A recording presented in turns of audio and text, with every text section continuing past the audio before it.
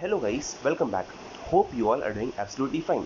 So today we'll be continuing with our FMT Exam revision series with our next topic, dying declaration. This is a statement, verbal or written, made by a person since deceased narrating the cause of his condition or the circumstances leading to his impending death. Precautions.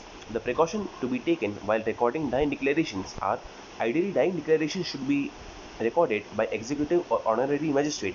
Doctor has to certify the patient to be compos mentis. During recording, no relatives are allowed to be with present. During recording, no police officer is allowed to be present. No oath is administered. Leading questions are not permitted. It is recorded in presence of two disinterested witnesses. It is recorded in question answer form. It is recorded in vernacular of patient. At the end, it is signed by magistrate and the patient, the doctor and the two witnesses. Special circumstances.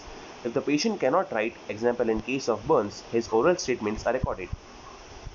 If the patient can neither write nor speak, the signs and gestures made by the patient are recorded.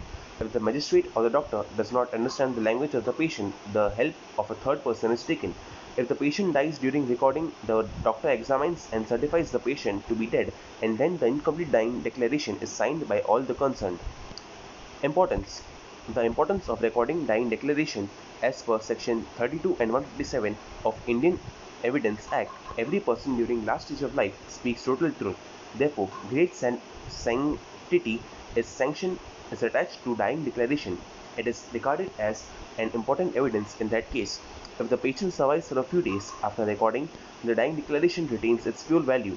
If there are two or more dying declarations made by a person, they should not be considered as for the purposes of the convictions. Thank you.